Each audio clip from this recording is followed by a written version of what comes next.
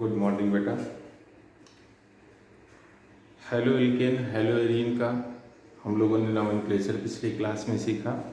आज उससे आगे बढ़ते हैं और हेलो एल्केन के बनाने की हम लोग मेथड्स ऑफ प्रिपरेशन को पढ़ते हैं, कैसे हम इन्हें बना सकते हैं। हेलो एल्केन बनाने की जो सामान्य विधियां हैं उन्हें हम 5 कैटेगरी में डिवाइड कर सकते हैं। इनमें से कुछ आपने पढ़ रखी हैं। नंबर 1, हम एल्केन से इसको बना सकते हैं, एल्केन से। नंबर 2, एल्कीन से। इन दोनों को आपने देखा 11th में, एक बार हम आपको रिवाइज कराते हैं। तीसरा, एल्केन, एल्कीन के बाद क्या पड़ा? एल्काइन। एल्काइन से जनरल मेथड नहीं बनाया जा सकता है, इसलिए उसको नहीं लिखेंगे। एल्काइन के बाद आपने ये जो चैप्टर पढ़ रहे हो, एल्किल हैलाइड। एल्किल हैलाइड से भी एल्किल हैलाइड बनता है और इसका हम लोग इस मेथड का नाम भी देते हैं हैलोजन विनिमय द्वारा। हैलोजन विनिमय द्वारा, हैलोजन एक्सचेंज मेथड। चौथा, एल्किल हैलाइड के बाद अगला चैप्टर आप पढ़ेंगे अल्कोहल, तो हमारे बनाने की अगली विधि हो जाएगी अल्कोहल से। पांचवा, अल्कोहल के बाद आप पढ़ोगे कार्बोक्सिलिकम, तो अगली बनाने की विधि है कार्बोक्सिलिक अम्ल से। तो ये हमारे हेलो एल्केन बनाने की 5 विधियां हैं। विधियां और भी हैं लेकिन उन्हें हम जनरल मेथड्स में नहीं लाते। जनरल मेथड हमारे पास यही 5 हैं। 1 बाय 1 देखते हैं। नंबर 1, एल्केन से। आप सबने पढ़ा है कि जो हमारी एल्केन है वो सूर्य के प्रकाश की उपस्थिति में, उत्प्रेरकों की उपस्थिति में, ऊष्मा में आदि परिस्थितियों में एल्केन से क्रिया करके हैलोजन, हैलो एल्केन बनाता है। ये रिएक्शन आपको पढ़ी होगी कि अगर हम मीथेन ले लें और सनलाइट की प्रेजेंस में, सनलाइट को हम लोग रिप्रेजेंट करते हैं H-nu, सूर्य का प्रकाश। क्लोरीन एटम हाइड्रोजन एटम को हटा देगा और यहाँ हमारा HCl निकल गया और ये बन गया CH3Cl। इस रिएक्शन पे हमारा कंट्रोल नहीं रहेगा और अगर दूसरा क्लोरीन एटम आकर रिएक्ट कर गया तो ये मोनोहैलाइड हमारा डाईहैलाइड में बदल जाएगा। फिर एक क्लोरीन और आया, एक HCl और निकल गया और ये हमारा ट्राईहैलाइड्स बन गया।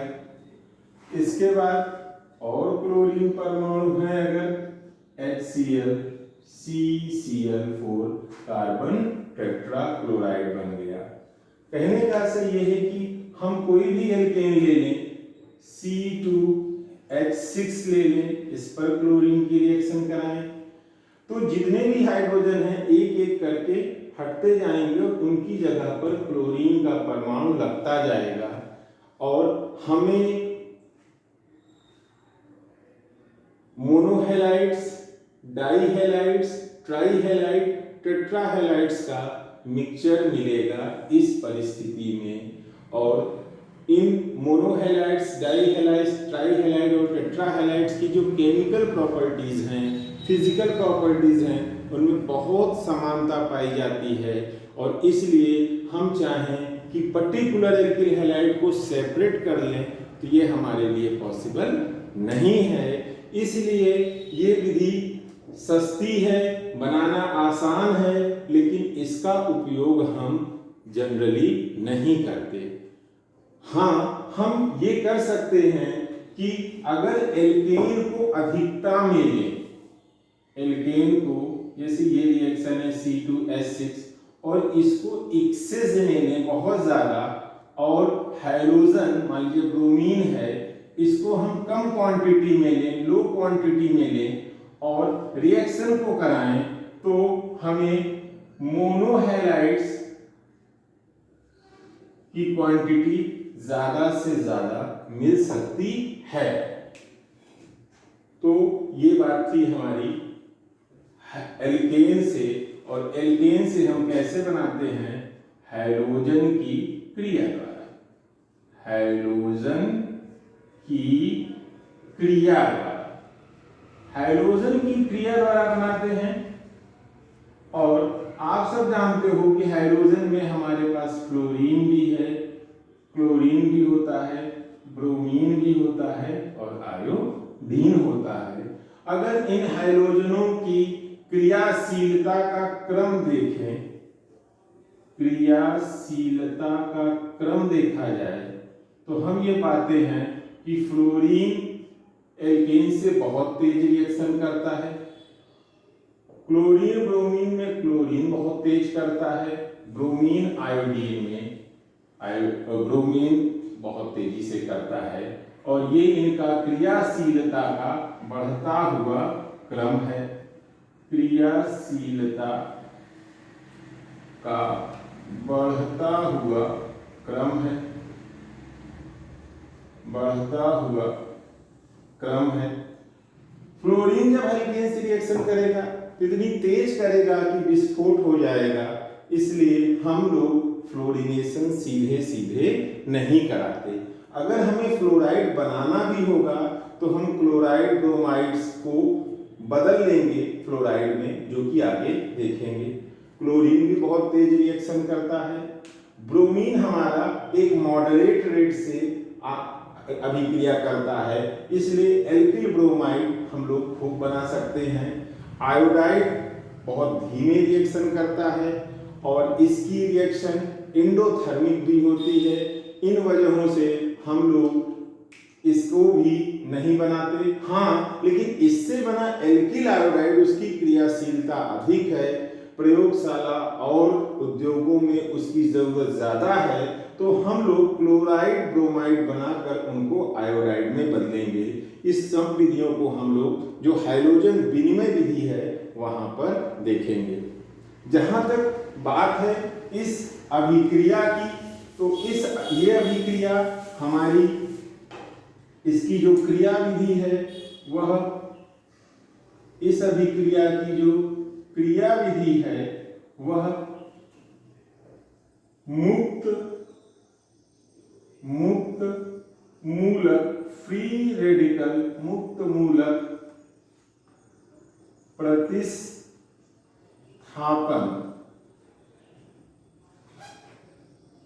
इसको हम बोलेंगे फ्री रेडिकल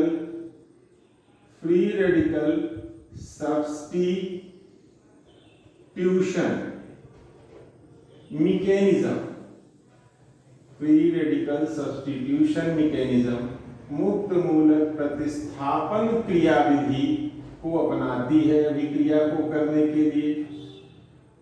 और जब हमारी मुक्त मूलक प्रतिस्थापन क्रियाविधि होती है तो अभिक्रिया को कराने के लिए हमें, आपको याद रखने के लिए हम एक कंडीशन लिखा रहे हैं, HELPR, हेल्पर, ऐसे याद रहेगा आपको।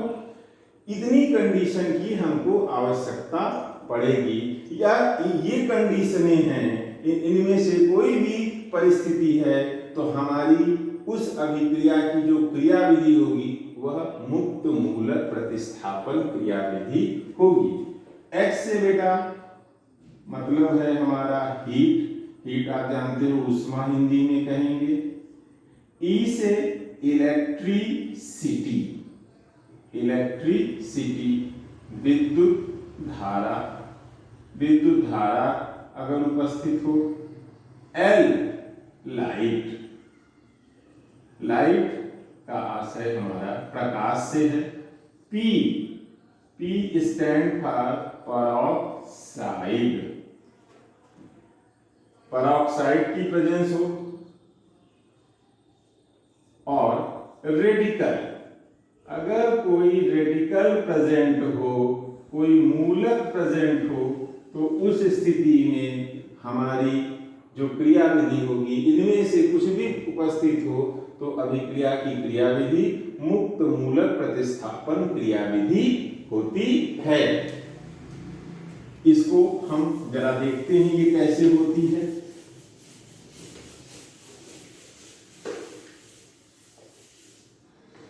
मान लीजिए हम इस अभिक्रिया पे, वैसे 11 में आपने पढ़ रखा है, लेकिन हम एक बार फिर से देखते हैं। ये जो मुक्त मूलक प्रतिस्थापन क्रियाविधि है, यह 3 पदों में होती है। पहला पद होता है अभिक्रिया की शुरुआत, जिसे हम इनिशिएटिंग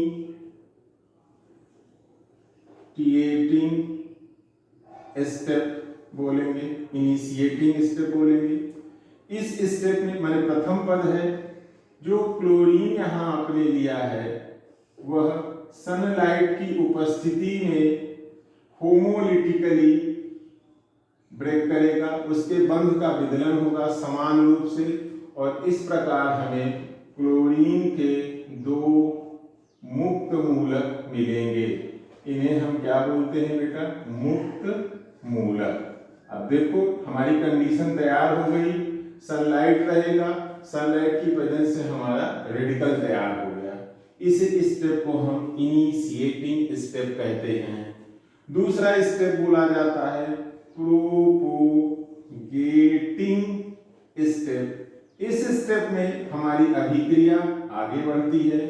मान लीजिए हमारा क्रियाधार सब्सट्रेट CH4 है, तो CH4 को हमने इस प्रकार लिख लिया, और जब फ्री रेडिकल इससे रिएक्ट करने के लिए आएगा, आप हमेशा याद रखो, जब एक उदासीन अणु एक मुक्त मूलक से क्रिया करता है तो परिणाम में ये मुक्त मूलक इसका भी होमोलिटिक बॉन्ड फिजन कराता है, जिससे एक हाइड्रोजन फ्री रेडिकल बनेगा और एक मेथाइल फ्री रेडिकल बनेगा।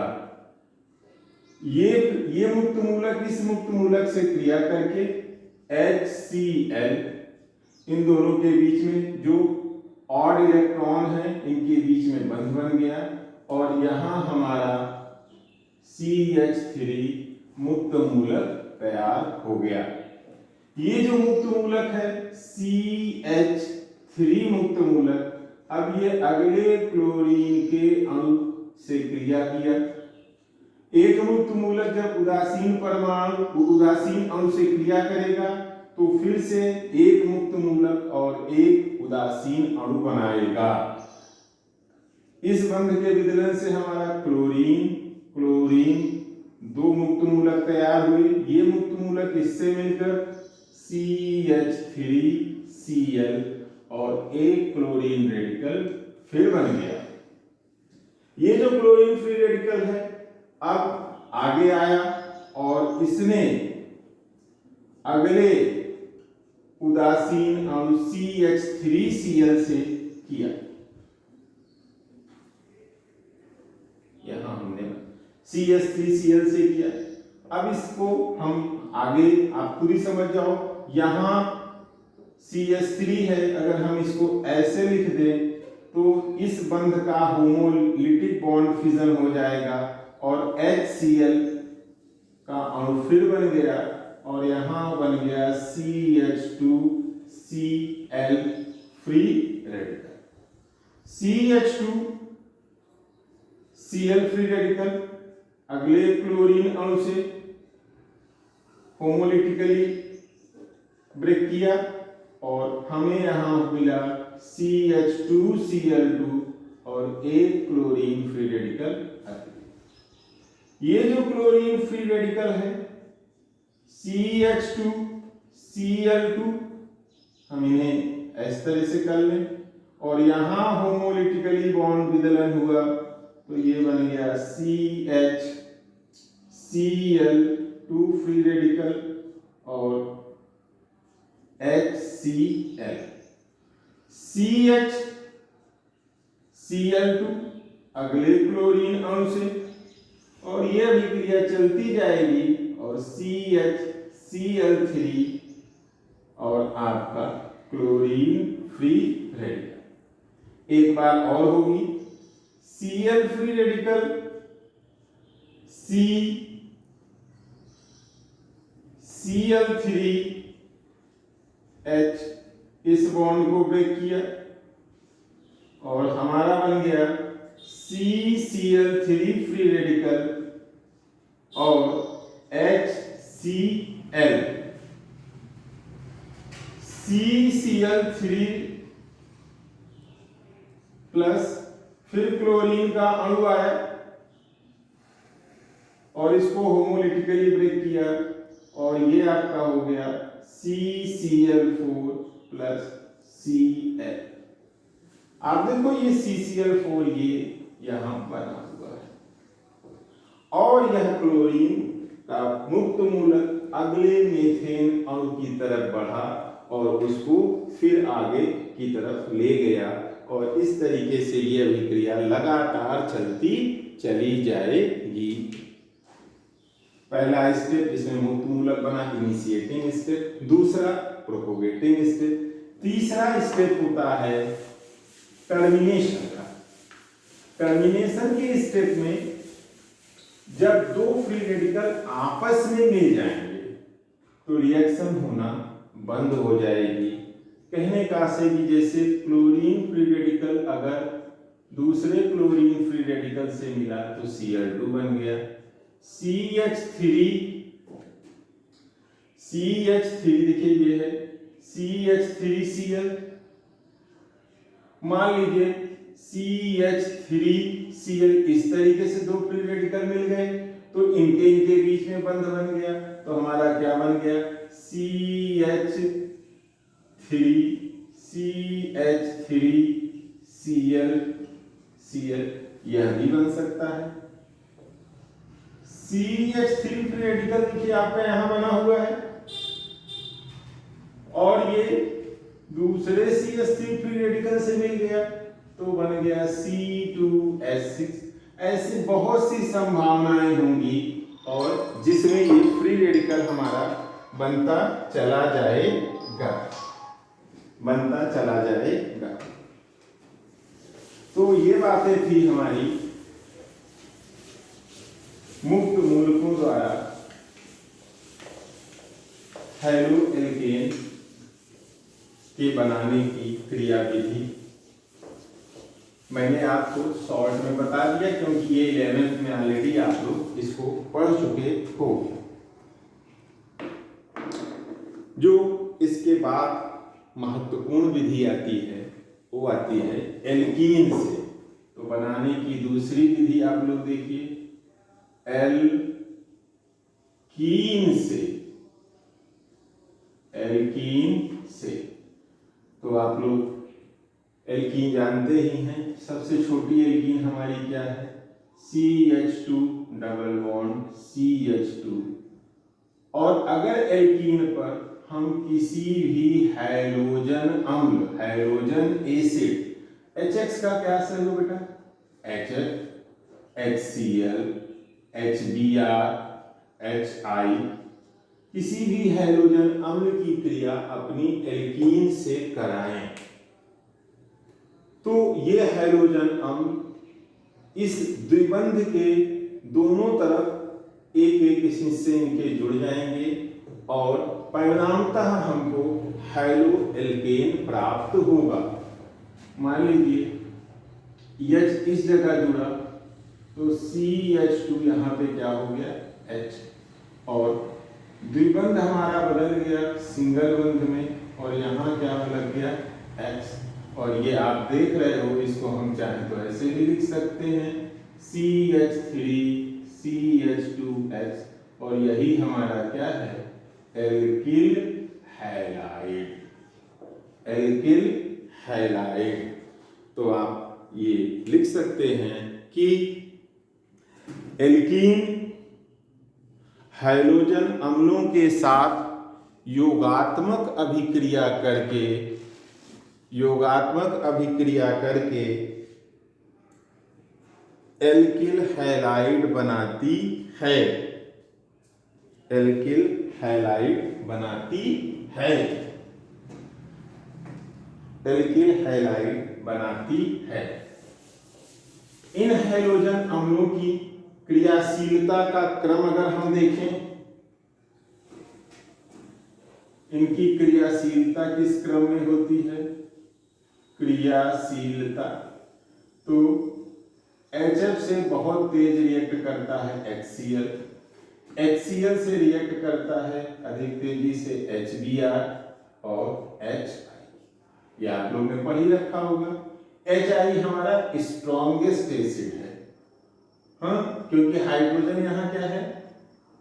फर्स्ट पीरियड का एलिमेंट है और आयोडीन हमारा फिफ्थ पीरियड का एलिमेंट है। आयोडीन का परमाणु कक्षक बहुत बड़ा है और हाइड्रोजन का बहुत छोटा है, तो इनके बीच में बहुत अच्छे से अतिव्यापन नहीं हो पाया होगा और इसलिए इनका बंध कमजोर होगा और बंध कमजोर होने की वजह से HI बहुत जल्दी H+ और I- में टूटेगा और इस वजह से HI हाइड्रोजन अम्लों में सबसे अधिक क्रियाशील अम्ल है। यहां पर एक बात विशेष तौर से महत्व रखती है कि अगर हमारी एल्कीन असममित हो, अनसिमेट्रिकल हो, ध्यान से देखो, इस एल्कीन में CH2 इस तरफ भी है द्विबंध के, इधर भी द्विबंध हो, लेकिन अगर हमारी एल्कीन कुछ ऐसी हो CH3 CH double bond CH2 और यहां आप द्विबंध के दोनों हिस्सों को देखो तो इधर कुछ और है, इधर कुछ और है, इसलिए ऐसी एल्कीन बोली जाती हैं असममित एल्कीन। और असममित एल्कीन पर अगर हम किसी हैलोजन एसिड की क्रिया कराएंगे तो हमें ये सोचना पड़ेगा कि इसके किस टुकड़े को इधर जोड़ें CH से जोड़ें, किस टुकड़े को CH2 से जोड़ें। और यहाँ के लिए आपने कक्षा 11 में एक नियम पढ़ा होगा, उसको हम फिर से रिवाइज करा रहे हैं, जिसको बोलते हैं मार्कोनिकॉफ का नियम। मार्कोनिकॉफ का नियम, मार्कोनिकॉफ का नियम लिख लीजिए बच्चों। असममित एल्कीनों की योगात्मक अभिक्रिया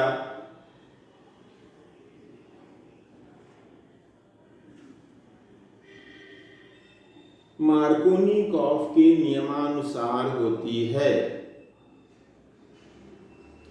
अभिकर्मक का इन्वर्टेड कॉमा में अभिकर्मक का ऋणात्मक भाग, अभिकर्मक का ऋणात्मक भाग सदैव उस कार्बन परमाणु से जुड़ता है, उस कार्बन परमाणु से जुड़ता है जिस पर हाइड्रोजन की संख्या कम हो, हाइड्रोजन की संख्या कम हो। अब आप देखो HBr है, अगर आप इसे ब्रेक करें, आयनित किए तो H+ और Br- बना। इसमें ऋणात्मक भाग कौन है? ये है, ये हमारा निगेटिव पार्ट है। और इसके लिए नियम क्या दिया गया कि निगेटिव पार्ट उस कार्बन से जुड़ेगा जहां हाइड्रोजन कम है। आप यहाँ देखो, एक हाइड्रोजन, यहाँ देखिए 2 हाइड्रोजन, तो ये Br हमारा इस जगह जुड़ा और हमें मिला CH3 CH, इस जगह Br लग गया, द्विबंध सिंगल बंध में बदल गया और यहाँ पर हमारा H लग गया और इस तरीके से एडिशन रिएक्शन हुआ और ये हमारी एल्किल हैलाइड तैयार हुई। अब आप बताइए ये इस एल्किल हैलाइड का क्या नाम होगा, क्योंकि मैंने आपको पढ़ाया है। आप देखो ध्यान से, CH3 CH Br CH3। IUPAC name से देखेंगे तो इसका नाम होगा 2-ब्रोमो प्रोपेन।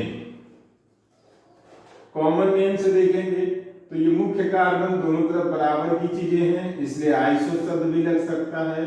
आइसो कुल कार्बन 3 है तो प्रोपिल ब्रोमाइड, आइसोप्रोपिल ब्रोमाइड। और ये जो ब्रोमीन है वो जिस कार्बन से जुड़ा है उसका नेचर क्या है, सेकेंडरी। देखिए इस कार्बन से 2 कार्बन जुड़े हैं, इसलिए हम इसे सेकेंडरी प्रोपिल ब्रोमाइड भी कह सकते हैं, सेकेंडरी प्रोपिल ब्रोमाइड भी कह सकते हैं। नोट करिए।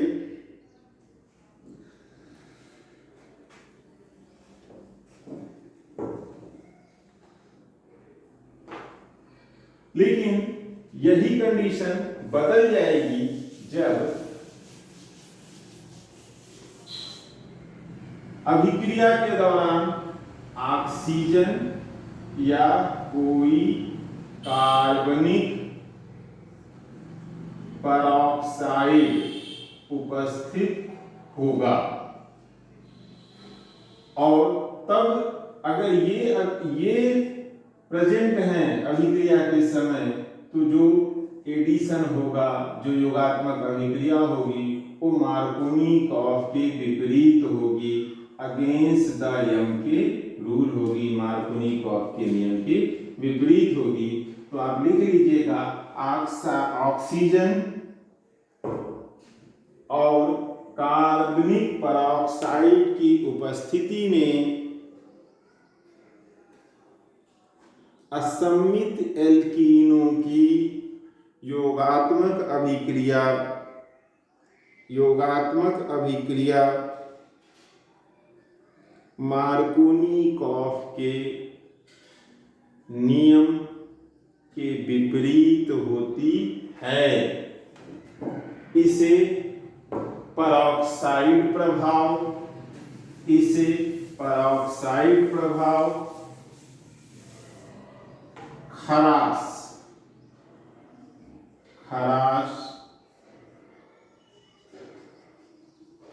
खराश प्रभाव भी कहते हैं।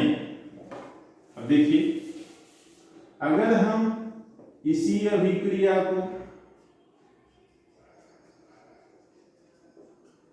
HBr है और यहां पर परऑक्साइड ले लें, जैसे मान लीजिए हमने लिया C6H5CO2O2, it is benzoyl peroxide. अब मार्कोनिकॉफ का उल्टा कहने का से क्या, मार्कोनिकॉफ का नियम था कि ऋणात्मक भाग उस कार्बन से जुड़ेगा जहां हाइड्रोजन कम है, अब उल्टे में क्या होगा, उधर जुड़ेगा जहां हाइड्रोजन ज्यादा है। तो यहां तो नहीं जोड़ोगे ना, जुड़ेगी वहीं जहां पर असंतृप्तता होगी। ये खुद संतृप्त है, यहां कोई भी योगात्मक अभिक्रिया नहीं होगी, जहां पाई बंद है वहीं होगी। तो इस तरीके से CH3 CH2Br, और ध्यान से देखो तो यहाँ सेकेंडरी एल्किल हैलाइड बन रहा है और यहाँ पर प्राइमरी एल्किल हैलाइड बन रहा है। और ये भी बात ध्यान रखिए कि जो परऑक्साइड इफेक्ट है इसे केवल और केवल HBr ही दिखाता है और हाइड्रोजन अम्ल नहीं दिखाते। ये हम 11th में पढ़ चुके हैं और ये आपका 11th का टॉपिक था, इसलिए इसे हमने जल्दी से आपको कवर कर दिया। अब हम लोग अगली विधि पर आते हैं, एल्कोहल से। तो बनाने की अगली विधि है एल्कोहल से। आप लिख लीजिए, एल्कोहलों पर हाइड्रोजन रखने वाले यौगिकों की क्रिया द्वारा एल्किल हैलाइड प्राप्त किया जाता है। हाइड्रोजन रखने वाले यौगिक कौन कौन से हैं?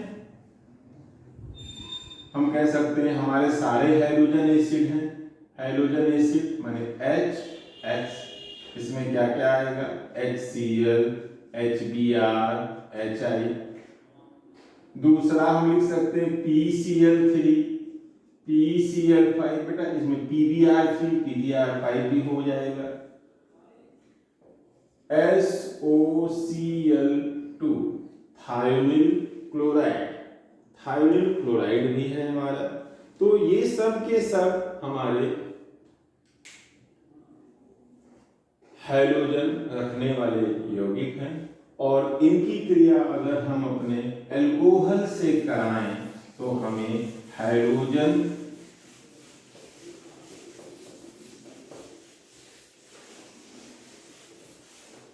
एल्केन के हैलोजन व्युत्पन्न प्राप्त होंगे। लिखते हैं अभिक्रिया। मान लीजिए हमने ले लिया CH3CH2OH, इसकी क्रिया HCl से कराई। यह अभिक्रिया होती है तो एक, क्योंकि यहां पर पानी बनेगा, आप ये देख रहे हो, तो उस पानी के लिए हमें एक निर्जली कारक इस्तेमाल करना पड़ेगा, जिंक क्लोराइड, और अब जाकर यहाँ हो गया CH3CH2Cl और H2O, हैलो एल्केन बन गया। दूसरा,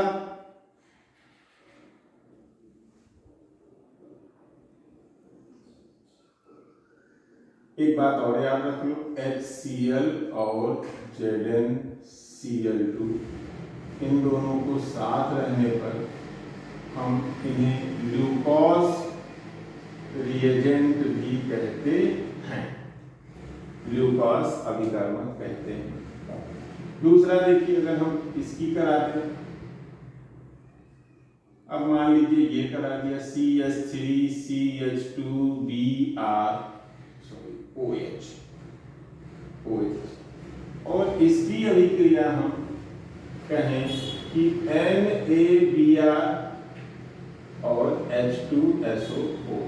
अब बच्चे घबरा जाते हैं, कोई दिक्कत नहीं है, आप जानते हो ये लवण है, और जब कोई लवण किसी अम्ल से क्रिया करता है, स्ट्रॉन्ग एसिड से रिएक्शन करता है, तो उसका हैलोजन एसिड बनता है। आप ध्यान से देखिए, NaBr H2SO4 से जब रिएक्ट करेगा तो क्या बनेगा, HBr, और उसका लवण NaHSO4। तो कहने का आशय क्या है कि अगर आपको ये दे रहा है तो आपका यहाँ पर हैलोजन अम्ल आपको बना बनाया मिलेगा। अब आप देखो, हमें ये रिएक्शन लिखनी है तो हम क्या करेंगे, CH3CH2Br प्लस OH हट गया, Br लग गया। अब Na है, ध्यान से देखिए, यहां से एक Na है और HSO4, क्या बना, NaHSO4। ये OH है और एक H जो यहां अम्ल ने दिया था, H2। ये बेटा अल्कोहल के बनाने की प्रयोगशाला विधि भी कहलाती है। अगली अभिक्रिया देखिए, हमने लिया CH3CH2OH और इसकी क्रिया कराई PCl3 से। अब याद रखना 3 क्लोरीन है ना, तो हमें यहां पर कितना लेना होगा, 3। और देखिए क्या बन गया, CH3CH2Br, क्या क्या बचा, 3H बचा, H3, 1 P बचा, P, और O कितने बचे, 3, H3PO3, इसे हम बोलते हैं फॉस्फोरिक एसिड। अगला देखिए बनाने की विधि, PCl5 भी ले सकते हैं, CH3CH2OH PCl5। अब बेटे यहाँ 5 नहीं करिएगा, हाँ, OH हटाएंगे, आप सीखते चलिए, CH3CH2, अच्छा Cl यहाँ भी है, इसको भी आप Cl ही कर दो, हाँ, OH हटा और क्या लग गया Cl। अब क्या हुआ, P बचा है, O यहां से बचा है और क्लोरीन कितनी बची है, POCl3।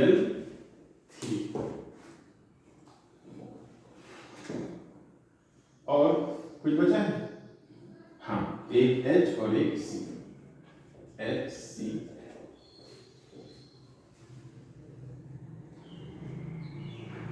नेक्स्ट देखो, CH3 CH2OH, इसकी रिएक्शन हमने कराई SOCl2 से। OH हटेगा, क्या सीखा है, और Cl लगेगा, तो CH3 CH2Cl, O SO मिलकर SO2 गैस बनी, एक H और एक Cl मिलकर HCl गैस बनी। और ये सबसे अच्छी रिएक्शन ये मानी जाती है बेटा, क्योंकि इसमें जो उत्पाद बन रहा है, ऐसा उत्पाद बन रहा है, गैस है वो हट जाएगा और हमें सिर्फ हैलोएल्केन प्राप्त होगा। तो ये बनाने की 3 विधियां थी, इनको हमने देखा। अगली क्लास में हम आगे की विधियां और फिजिकल प्रॉपर्टी देखेंगे।